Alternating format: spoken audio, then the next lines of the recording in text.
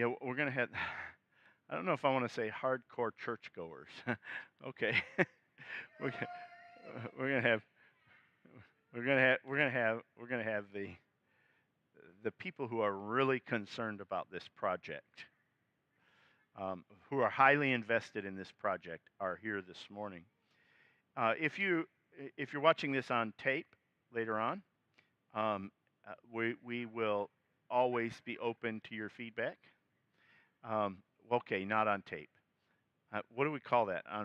If you watch a recording of this, if you stream this later on, how's that, right? Because we don't actually put anything on tape anymore. If we actually had tapes back there, Michael would start to cry, have a little, yeah. He, yeah, I think I still have a tape playing machine too.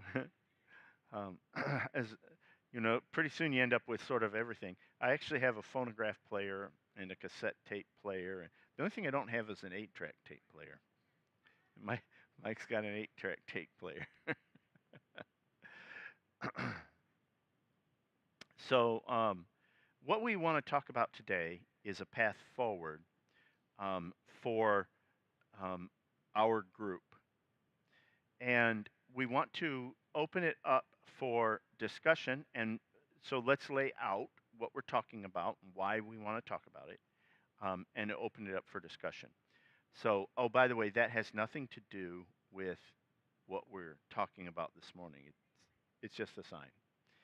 Um, so the issue is that this property has been, um, you know, abandoned, not abandoned, has been given up by the YMCA because due to COVID um, and Testing, other testing. declines.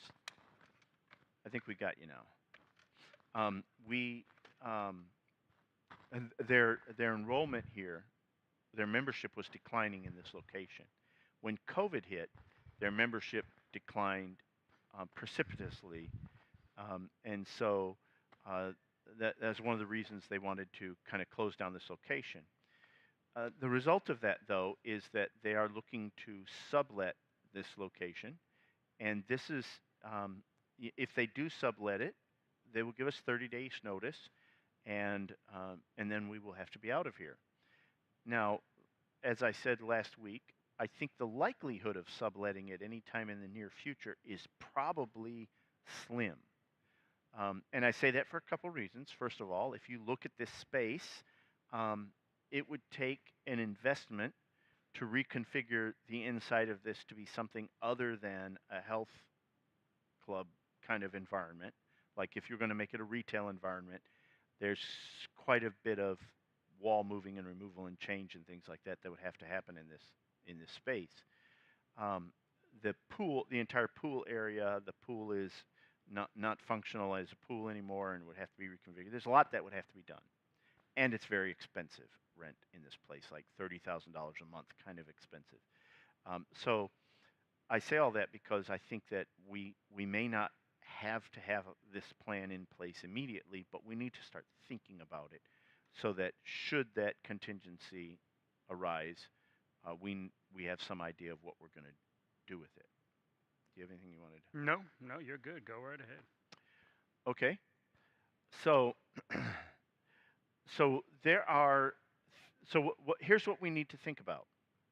We need to think about everything as though it were somewhat flexible.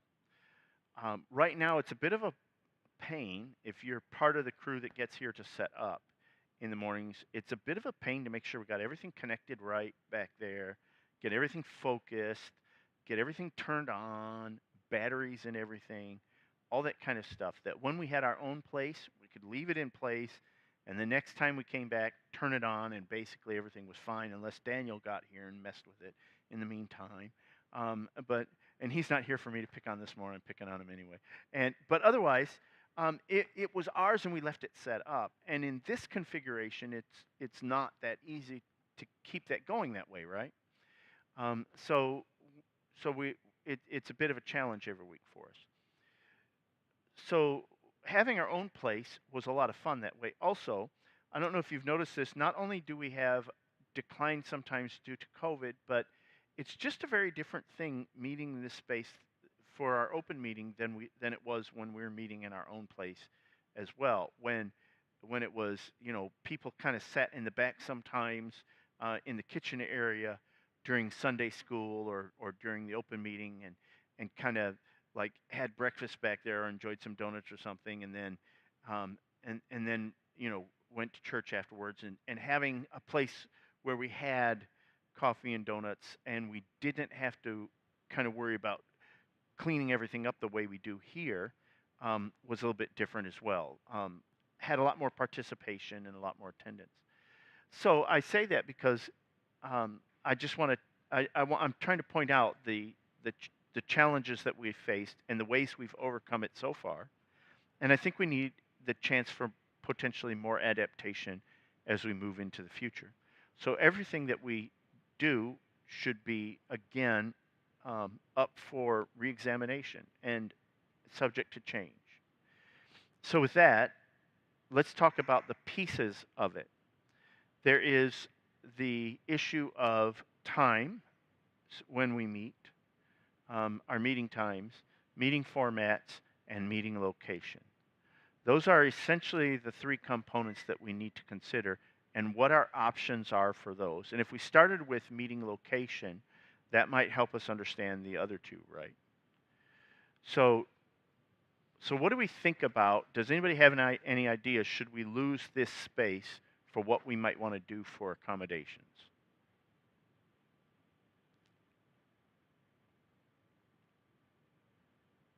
Linda does, but she's holding back. I can tell.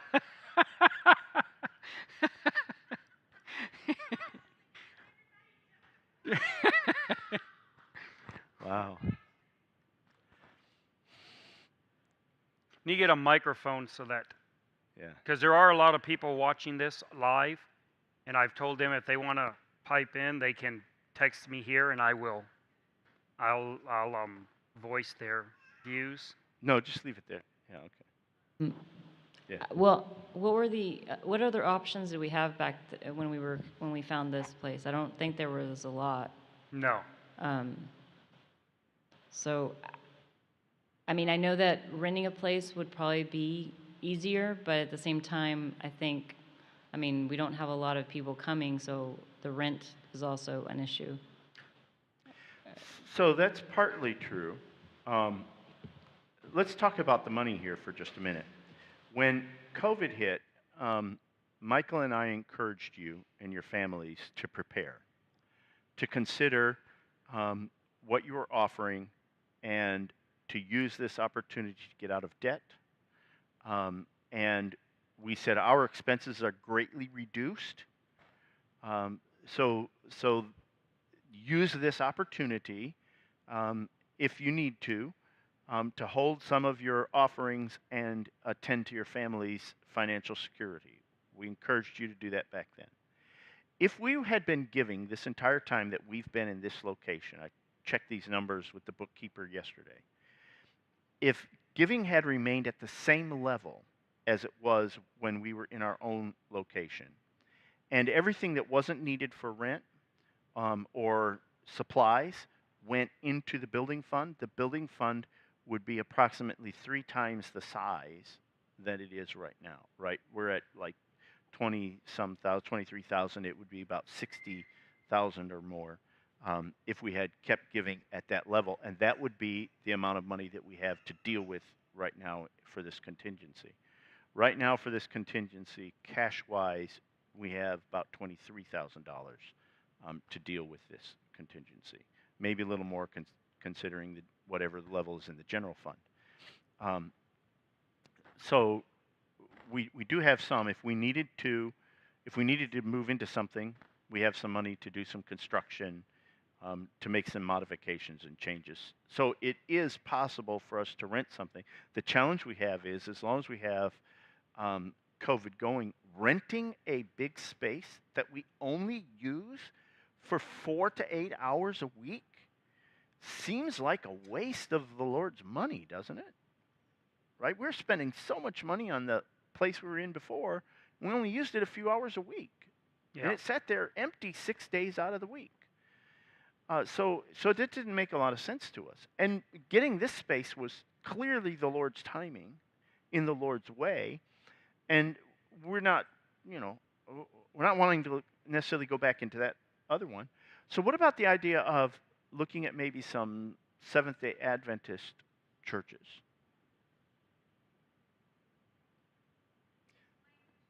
So Seventh-day Adventists meet on Saturday, not on Sunday. Their churches are empty on Sunday and full on Saturday. So it may be possible for us to find a Seventh-day Adventist church that wants to rent us some of their space on Sunday instead of, because they're not using it. Yeah? Hold on. Yeah. I did look into that beforehand. We looked at schools. Yes. Schools have a lot of rental. Well, now they probably don't with COVID. See, all of that has changed with Yes. COVID, and we're still in COVID. And as Michael says, we're going to still be in COVID for how long, Michael? What's your prediction? The end of 2022, probably. So, but yeah, I mean, the schools aren't going to want, like we asked the why, okay, what about other whys? Because this is part of their ministry is opening up the YMCAs to churches. And they don't want to make that commitment to put us in another why because of COVID and things might shut down. And, they don't want to have a commitment like that, like they'll find a place for us. So, and they don't know what's going to happen either. But schools were, 4 times what we're paying here. So it wouldn't have been that much of a savings compared to what we were renting. And that's what we found out there. But then I had looked at churches, and a lot of them still have activities on Sunday that they like to use that facility for, even if they meet on Sunday. So, I mean, I didn't look at didn't call every single one, but I did try to call the ones that I could get an answer, get somebody. And that was the response. Well, we have, the women's such and such, or we have, the youth group, or, so they did have things going on Sundays. So I don't know if that's an option. It seems to me that we have to consider a certain number of options that are available.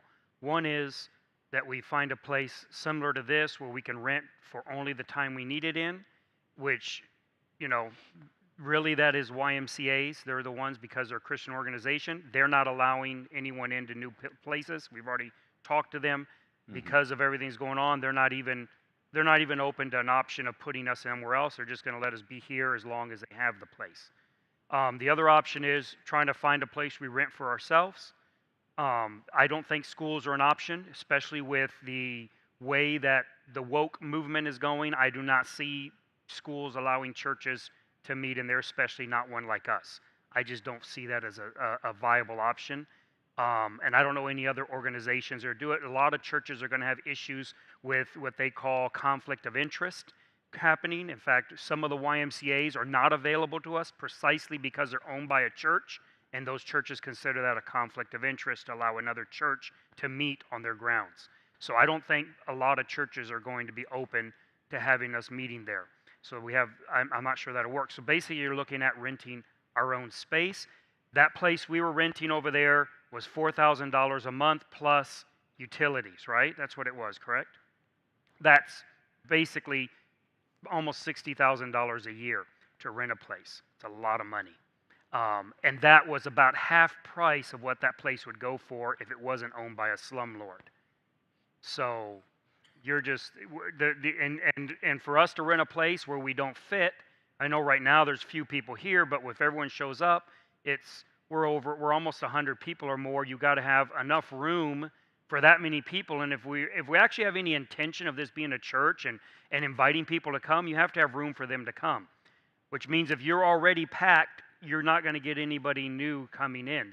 That's a proven law. I mean, I've been starting churches for a long time. When you run out of space, you stop growing. It really is that simple. Yeah, 80% capacity is what you're going to get to. It's very rare that somebody's going to want to come to a church that they have to cram into to be in there. So you got to have room to grow, which means if you're going to rent a place, you're talking about a lot of money to rent. I am adverse to that because it's such an expense of money that you're just given away. There's nothing left at the end except that you used it. And if you take and say, well, what if we spent $60,000 a year and we did that for 5 years? That's $300,000. What can you build for $300,000? Well, you can build a pretty decent little metal building on a piece of land for that. So I'm just adverse to myself to that. I don't know what you guys feel about that. Another option, and this is what Leanne mentions on the live feed, is we could go back to doing house, or she calls cottage meetings. I'm assuming she's envisioning something prettier than our houses to meet in, because she's calling them a cottage meeting. She's making sure that it's not our houses that we're doing this in, I'm guessing. And then she asks, what's the cost of putting our own building on some land? Well, it's the cost of the land, right, which is the starting cost you got to come up with, and a metal building that we could use about the size of a gymnasium is probably about $50,000 or $60,000 for the building and the slab, and then you got to run the AC, which is what you'd have to have in there besides that. So whatever AC would cost, and we have someone there might be able to tell us. He's like, yes, give me the green one. My time has come. Yeah, it's probably going to be like 30,000. 30,000 for for a the space AC. that big. Yeah. Yeah, so if we think of the finishing costs of all the pieces of it, you're probably looking at $100,000. $100,000 for a metal building, just a simple metal building. And that does not include That's the not land. including the land. You'd have to have a piece of land. And that doesn't include, depending on where that piece of land is and other things, impact assessments and fees if you're closer to town, and if you're further out, the fees that it takes to run all the utilities out to the building and things like that. Depending on, there's a whole lot of other variables that go in there. But if you think about it from that perspective, you would think you need $100,000 for the building. You should think about $50,000 for other fees and things that happen, and then the cost of the land that's above it. And if you went with a budget like that, you'd be sure probably not to overrun the budget. That's a safe way to estimate it. Yes, sir. You need to use the microphone, or the people online can't hear you. Have any of the people decided or tried to contact any of the firework dealers that are putting all these big metal buildings up that are sitting there empty all year long? No, have- that'd be a good They option have to try. ACs in them already, they have restrooms in them already, they got running water, and they're just sitting there empty, and they're That's a big, good idea. they're big metal buildings. Yes, they are. That's a very good idea. We got them. Hold on. 87. Wait. When you step up to it, wait till it turns on, because there are people that are participating. We Okay. want them to hear. So there's that new one that they just built, that firework building that you were talking about Alamo. on Highway 87. Yeah. I mean, it's worth I looking can- into. I can try and see if I can't Yeah. find a phone number. It's worth looking into. Right here, they just put up, there's one right behind HEB. Just take it over there with you. There's no one else's. There's 6 of them they just put up this year, one's right here behind HEB, and they're all in this area. So it's Okay. a thought. Yeah, that's something to look into. So those are the options that we have. One of the options that Terry and I had considered, and this is something else that we ought to discuss, is that we have quite a bit of acreage, and so we had thought about just putting a metal building up on our property, and then we would rent it to the church. That was one option that we have considered. The only reason that we have, well, one of the few reasons that we have not proceeded with that at all is because of how far out we live, and so we don't know how that impacts everybody, and so that would probably could dramatically change the whole nature of the church. So I mean, that's an issue to look at. But then we don't have land costs. But what we would do there is that we would have to build it. We wouldn't have the church do that, because that would be on our land. So the church then could rent it from us. That's an option that we've considered. But that gets us into the issue of, Oh, I just had a question, but I don't know. Okay. I don't know why you guys are scared. They don't bite.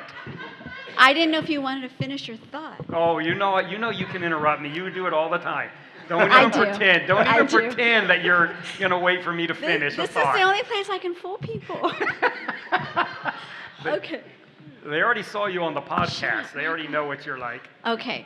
So what is the I have a two-part question. The first one is, didn't they say, the YMCA people, that they were going to reassess the situation come January, come the new year, and they may make some changes from then? And if they do, is it likely, or how likely would it be that they would decide that the little bit we pay every month is not worth keeping the air running, keeping the lights on, keeping all this stuff going just for our little tiny little church that we come to on Sunday? How likely is that for them to say, you know what, we're losing more money having y'all than we are kicking y'all out and I would turning all have the decided lights that off? a long time ago, I think. I'm surprised we're still here. Every Sunday I get here and it's open, I'm shocked. Well, I did talk to them just a couple of weeks ago, and you know, they're like, they have to keep it somewhat while they're, Climate controlled. yeah, I mean, they've got to have, they're not going to just shut down everything.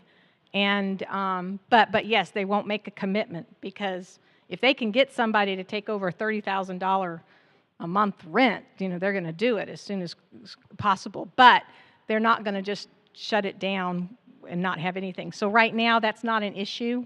As long as it's open, that at least they said just a couple of weeks ago is, we are fine to be here as long as it's in this circumstance. Yeah. But they can't guarantee anything, and they're not going to make any commitment. So. Right, and just between us and everybody else online who's watching this, like all 5 of them, the YMCA is still kind of going through some reorganization structures, and they're not certain about what they're going to do. So you may be right. Like, we've even been trying to pay our rent on time every month, and nobody wants to take our rent from us. Like, we have this money we're giving them, and nobody wants to take responsibility and say, I'm the one, send it to me, I'll deposit it, right? So we have this money floating that's waiting for them to deposit, and they haven't yet, because they don't know who's supposed to do that. Who knows, maybe they're going to kind of gel into knowing what they're doing here soon with all this, and then they might decide that this is more expensive. Well, and plus the gymnasiums, think of how many gyms have closed already and may even close. You know what I mean? They're uncertain, Yes. probably, of their future, I'm thinking. Right. I will say that when you're looking at a space like this, and the way that this space is controlled is there is someone with an iPad at a remote location who controls the climate in this building.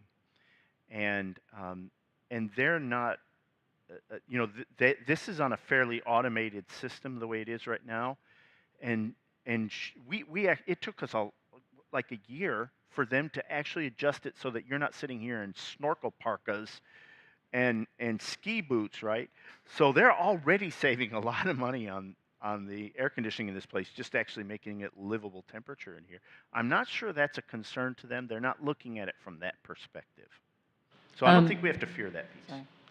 Sorry. About you building on your land, I think that we've already lost some members, and I think that people just won't go that far. That's just my opinion. And even though there's that big building on 87 of fireworks, I think we should try and look into closer ones, like Gary said, because I just don't see people going out that far every Sunday. I think that they would end up saying, you know what, I can find a closer church. Yeah, that's what we think also, which, like I say, is why we haven't done it. I don't know. It seems a little far out. It seems like we're changing dramatically what our thing is. But that gets us to another issue that I think we'll discuss that is more germane than the building stuff will work itself out one way or another. I'm not too concerned about that. The real issue is what we're planning on doing moving forward as a church. Everything seems to be upside down right now for churches. I mean, churches are about, if you believe in the scriptures, are about evangelism and about reaching people. And that is becoming very difficult right now to do. I don't see door knocking being a viable option at this moment at all. I don't think anybody wants a stranger walking up to their door and wanting to talk to them through the door. I just don't see that.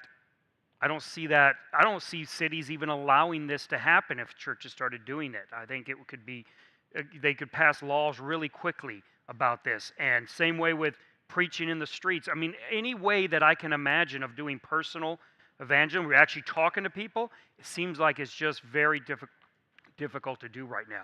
But then what is the church? What are we here for then? And what is the point or the purpose of having a church? I mean, there is two sides of that.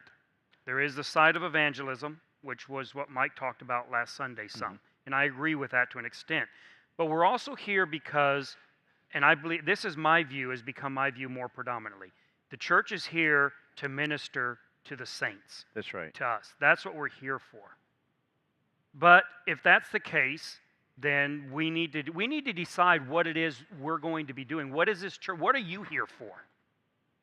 Right? Because if you're here to listen to me or Mike or somebody speak, you can do that at home. We can set up a very small studio, a lot better set up for doing sermons and teaching, and just do it online. That's what a lot of places are doing now. That's right. And you can sit at home in your pajamas and do that. Now, I'm not convinced that's what Christians need.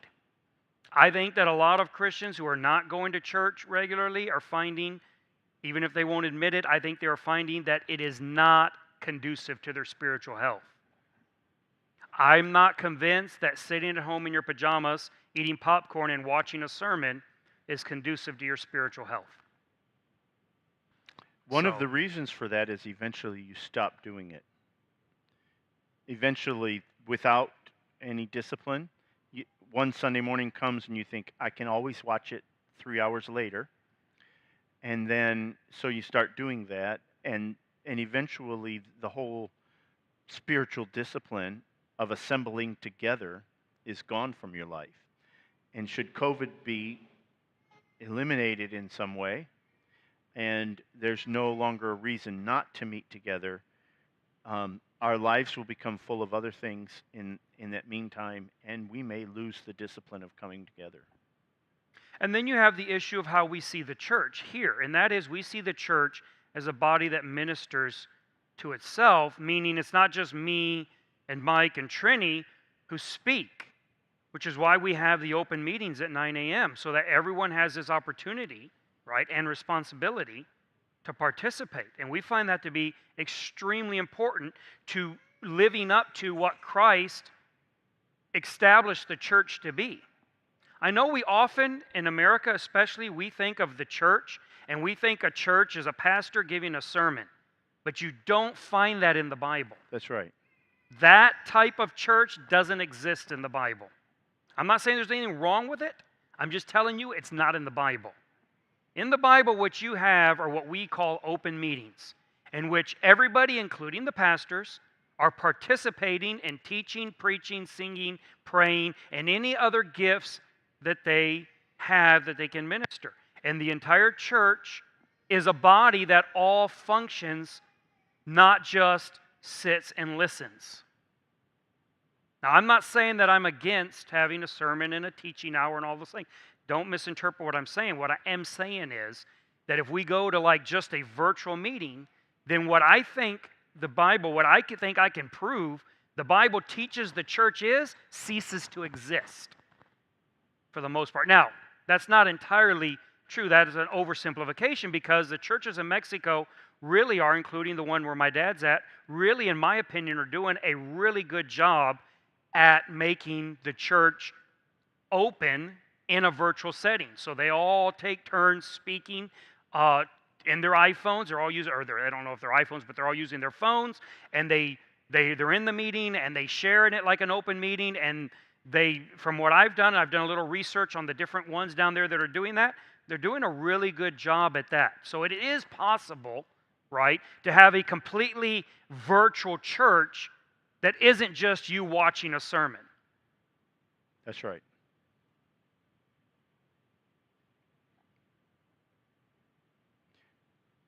And I kind of along with that, I'd like to point out the kind of, it feels to me, and I'm not trying to be corrective in any way, but it feels to me like we've lost some excitement around our open meeting a little bit, right? We used to be getting here a little early. People were kind of excited to attend the open meeting. It started closer to on time, right? Our start time for the open meeting creeps further and further past 9 o'clock every week. And and it kind of starts out a little slower, and they don't go as long. There was a time when we were like almost cutting them off because we were trying to squeeze in that fellowship time between, the open meeting and Sunday school, and now there's enough of a lull that we cut it off without feeling like anybody got cut off. And that may be our size. We don't have as many people here. And like I said, I'm not trying to correct. I'm just trying to emphasize that there's been a change as a result of this in us. And whatever that change is, we need to look for a way to accommodate. Were you going to say? Yes, sorry. Well, a couple things. So I do, personally, if as long as we can meet, I believe that's the best way, because the time we were doing it virtual, it wasn't conducive to my spiritual life. And it just, I don't know, I think that we need the fellowship. I think that we need to be together and all of that.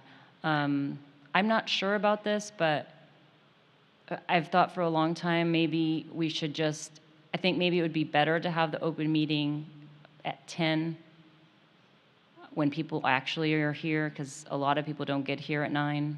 I don't know if maybe we should just restructure and have from 10 to 12. I mean, it is hard to invite people to an open meeting because they don't want to get here for a 3-hour meeting.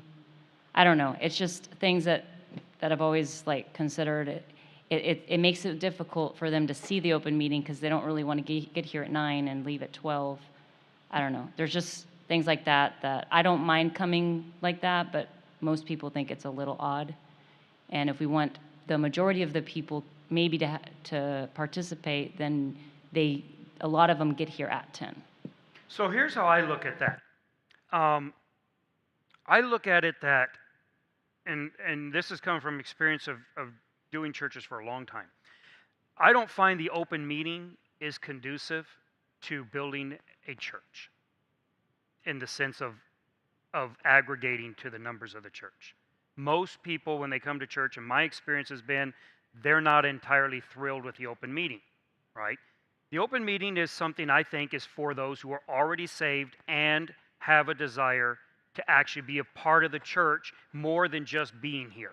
And so then they start coming. So I don't blame anybody, even people who are already saved, who don't come for the open meeting or don't participate in it. I don't think necessarily for everybody. I think it is in theory, but I don't think it's wrong if you're not part of it. I think that it's something that is available when you realize, hey, that is more what the church really is than everything else we're doing, and you get excited about that, then you participate. And I don't want it to be something where everyone feels forced to do it. And what Mike is saying is, we have been in places where nothing changes, you can tell, and the open meeting ebbs and flows. You'll have times when everybody has stuff to say, and then you have times when nobody really does, and it's just very few people share. Everyone gets panicked, and then within a short amount of time, it goes up again. That's how that works, because that's how human beings are. We're just not steady, right? I mean, that's how it is with us. Well, I don't know about you, with me. There's times when I have a whole list of things that I want to preach here or teach. And there's other times where I have nothing I want to say, and I don't want to see anybody. I mean, it just goes up and down. And I think pretty much everyone experiences this, and the open meeting is going to reflect that reality, right? So I don't have a personal problem with, I think 9 is better. I think if we switch it to 10, we're actually going to have fewer people showing up at 10. Because there are people who just don't like amateur hour.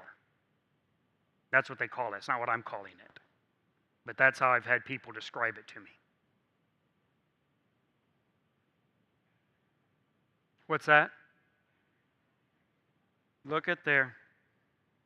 That's Nolan's side. He put that up. I Probably put it in his mouth. licked it. We need to have at least like a contingency plan. I mean, Yeah, that's a good point. that's, I think probably we could, we'll look into those buildings, right, to see.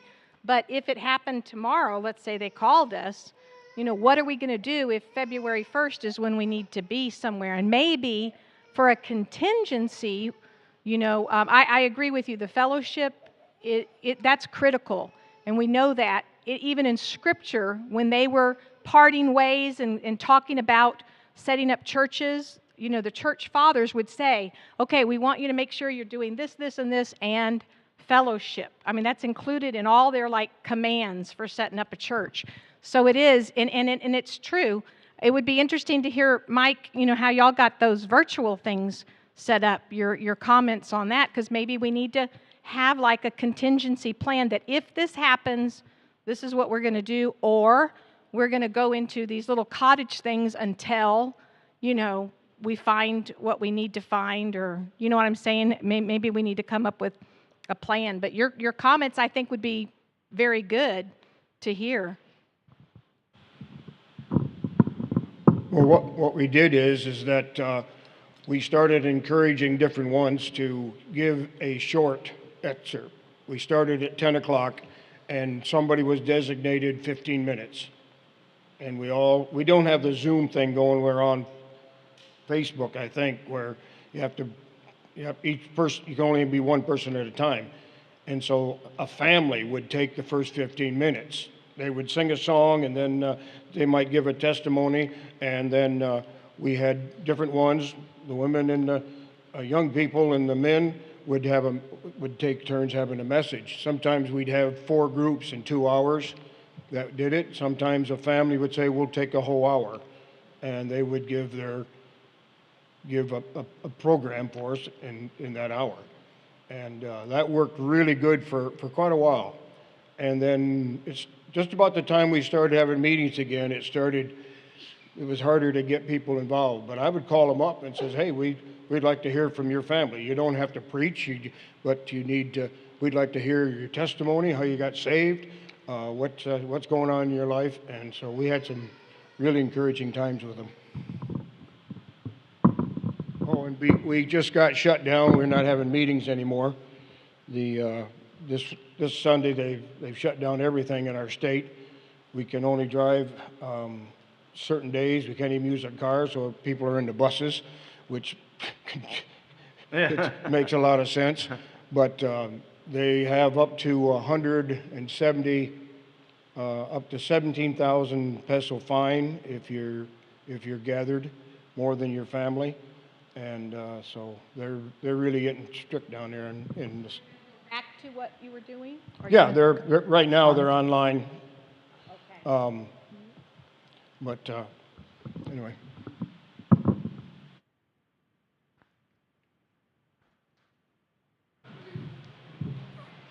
Black. Okay. It's black. It's on? Is it on there? I don't know. Yeah, it is. It is. It is. Okay. I believe also we need to be prepared for anything. If all of a sudden they shut us down and who knows what's going to come next, we need to be ready and have a plan. And my plan is, the Bible says, not forsaking the assembling of ourselves. We need to have a plan like volunteers who would volunteer their home. And I believe we need to know, have our names written, have our locations. I can make a little map and then find out who is more centrally located and also who wants to volunteer their home. I would volunteer my home. I would like to have in a plan where if everything goes haywire, just like they're doing in other countries, probably in China and Iran and things like that, where they have to meet in homes in secret, we need to have also who's going to be, to what home am I going to go to? And where we can communicate with one another. Okay, we're out of a building. In the meantime, we meet in homes. We already know, okay, I'm meeting over here with Trinidad or with Mike or Michael or whoever wants to have it. And I'm ready for that. And I volunteer my home. But I live in the east side. And further east than me is Michael. but we all live in different places. Um, and I know it, we don't want to travel all the way across town or, so far away. We would meet in certain homes, have it also the home, for example, my house. Um, I've got some parking. There's also some parking about half a block away where you could park. And in my house, I can accommodate a bunch of people. And I've got a whole bunch of coffee pots. I can make a lot of coffee. And we can assemble, pray, teach, have the Lord's Supper. We can do things like this. And this is just my idea, my planning. I'm just planning way ahead in case things happen that right now I don't want to be caught with, okay, what do we do now? We need to have a plan. Everybody has a plan. Our military has plans. We all have plans. We need to also have a plan in the church. And we need to also assemble. The Bible tells us, not forsaking the assembly. And I volunteer, and of course, this is my idea. I can take names. I can find out where you live. I can make a map. And then I can say, okay, who wants to volunteer? And then organize something just in case. This would be plan B. Besides whatever else we do, but in case everything goes haywire, let's have a plan for when things go really bad. Blue? Check.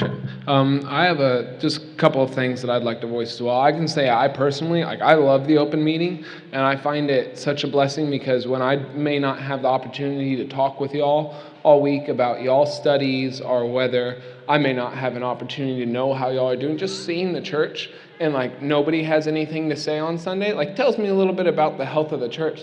Everybody may or may not have read this week, and we didn't have very much to say. So what's going on in the world that has the church so down, different things like that. I really appreciate the self-assessment of the open meeting and how it tells you how the church body is going. Another thing that I would like to say that I think we kind of miss with the open meeting is I know in this day and age we have the capability. I think Mike and I are vying for traveling the furthest to get to the location that is our church. A lot of us actually come from pretty far apart, and we wouldn't run into each other in our day-to-day life otherwise, except that we're in this body together. So the open meeting I think used to literally be communities. You were in cities together and y'all just gathered and had meetings, and the gain's pretty high on this. And you would have different meetings and such together. And I think that because of that, it's changed the aspect. The only time I really get to catch up with y'all, unless we make the personal effort like the pastors did during COVID to call each other, it's just you don't hear from one another except for the fellowship time. So just tossing up some ideas, it's because we're so far away, it really does take an extra care for one another to fellowship and really invest into each other's time in this ministry. And I don't know if there's any way to better formulate other than meeting in different people's houses and stuff, or being more close-knit. I know just the thought, there's a lot of social media stuff that's slowly becoming more and more canceling in nature. And it's if you're going to be a church gathering on Facebook, how long till they just go, nope, no church meetings. And Facebook, every church everywhere is cut off. And they just do it because they've done it with other things. So just another thought in the mix of I don't know how viable it is to put your trust in some other organization that may or may not agree with you as these times become more trying. Well, these are things we can think about. I don't think that this is something that is urgent. I don't see them renting this out very quickly. I really don't either. There's a lot of issues with this building to be rented, I would think, but who knows?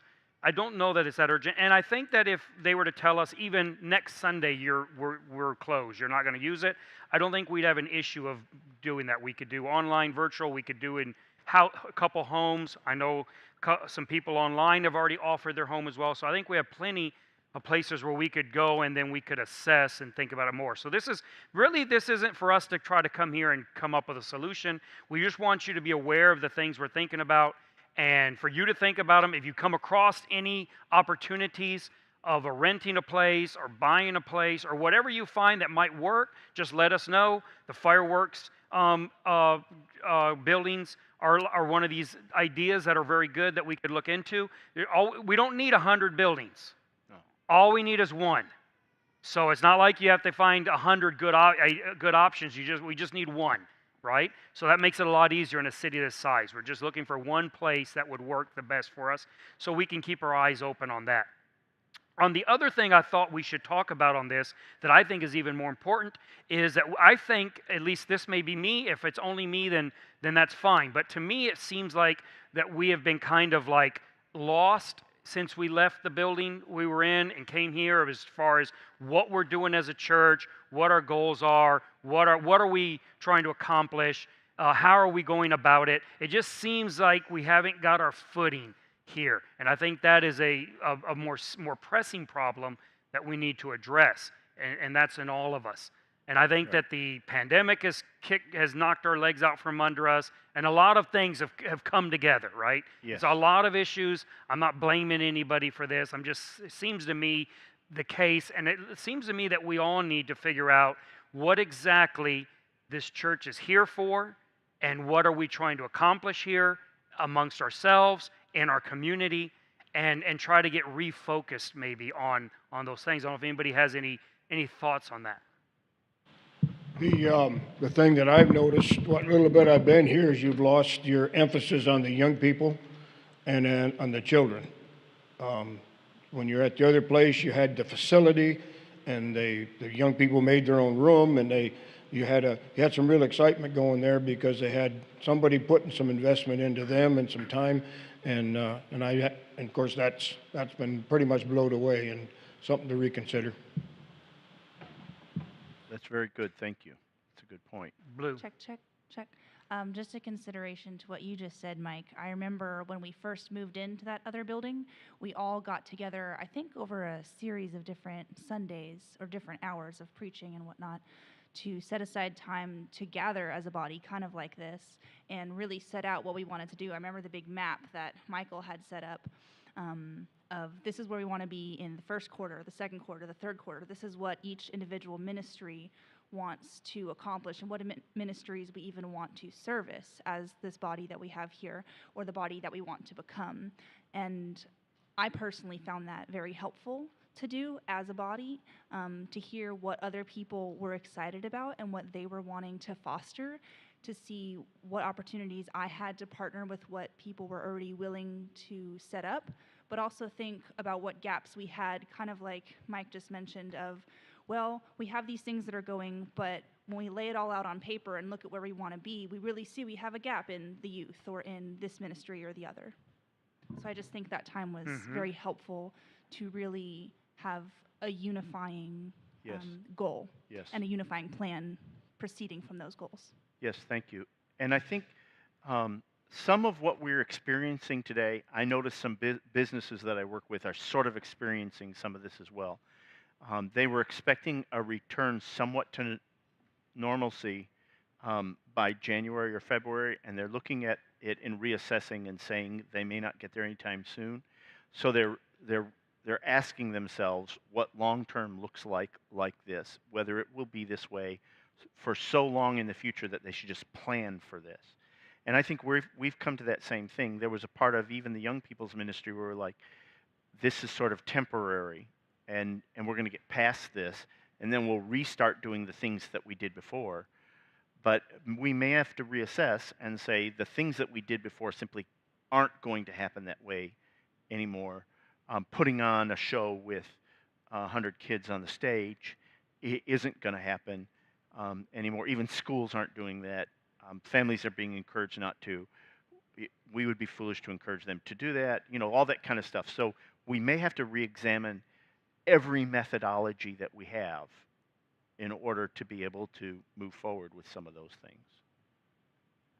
I think that each of us individually need to think about why it is we even come here. Why do I come here? Not we as a group, but why do I personally come here? What am I hoping to receive?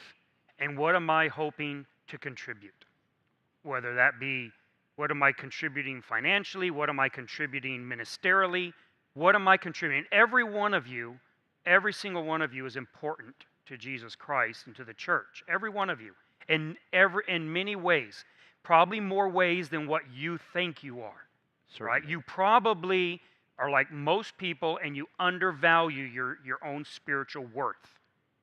And so we need to not just go through the motions every Sunday. And this isn't just because of where we're at today. This is actually something that needs to be discussed often and forever, because we tend to just get to thinking that it's just something that's done on Sunday. You get up. It's like I don't even think about it. We get up, we go to church. I don't sit there and think, am I going to go to church today? I've been going to church on Sunday my entire life, so it's not something I think about. But it should be something I think about. It should be something that I actually think about, and I have an idea. This is why I'm going. This is what I need, and this is what I can contribute. And we all probably need to rethink that again. And I think that our church does best during this pandemic time, during this crazy time, when we act as if it's not happening. And I don't mean act like, everyone do big group hugs and lick each other so we can all be super spreaders. That's not what I mean by act like it's not happening. I mean, we come into church and within the constraints that we might need to implement in order to be responsible, we talk about Christ, we minister to each other's spiritual needs, and we do the things that the church is meant to do, and we don't turn it into pandemic church. I think we do best like that. Personally think that. We're running out of time. I had a question I wanted to ask you guys and get your feedback now that we're talking about all this, and that is, how do you guys assess how we're doing as far as the teaching and the preaching times, and what could we improve there? Does anyone have any comments? Now's your time to unload, get it off your chest. I know you've been back there biting your fist, and now's the time you can just 4 minutes. You have 3.5 minutes, Linda. She's been back there just oh! No, she lets me know. She's biting someone else's fist. Does anyone have anything on that they would like to bring up? I would like to say I We'll really get you have next. enjoyed, especially y'all sermons. I really enjoyed the December teaching through Christ and really meditating on that. Those were fantastic sermons. My exhortation in some things is I feel we haven't often actually gone through larger portions of Scripture, which maybe that's just not where y'all feel gifted in where y'all like to teach. I've enjoyed you've picked out certain passages of Romans and been look, this is what Paul means in these 6 verses, and this is how it kind of affects the books. But I would like to do more stuff like you did in John, and even if you just kind of abstract the book, this is what the book's actually about. I love that kind of teaching, and I would appreciate more of that. Very good. Gray or black, I guess it is. Okay. Well, Joseph just pretty much said what I was going to say. I've really been enjoying y'all's teaching and preaching about maybe 3-4 Sundays. That December, y'all did the teaching where I could understand what y'all were saying. You stuck to Scripture. Not that you had ever gone away from Scripture, but you really got into it and really, where it pierced the heart. You spoke to the heart. You preached to the heart. And that, to me, that's what preaching is. You speak to our hearts. I'm not saying you'll get all, hostile and everything else, but when you preach, and you preach with power, and y'all have been doing that lately, and I just thank the Lord for that. The open meetings, I love the open meetings, and we definitely, as much as possible, we need to stay together. We need one another. I know I do. If I don't come to church, if I stay away, even coming to church, sometimes we get dry, we get down, we get, I don't mean to preach, I just get excited. But we need one another, y'all. The Lord says that love one another, exhort one another, care for one another. And if we're by ourselves, I have Trino. And you know what? Our kids have left us, they're on their own. We just have each other sometimes, and that's it. I mean, as far as, really. And I love my husband. I know he loves me, but I need y'all. Yeah, I need your fellowship. I need your kindness. I need your love. And if we're separated, and we have to be separated, so be it. The Lord will take care of us, no matter where we're at. And another thing we have to always remember, and this is not preaching anything, because I'm speaking to myself, Jesus has got to be the center of our church. He's got to be the center of everything.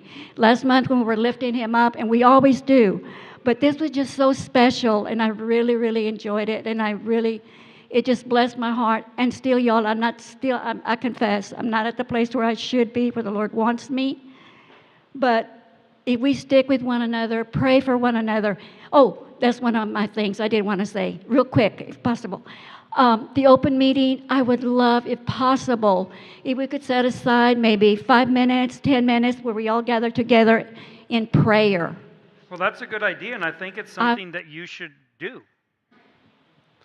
That is the open meeting, right?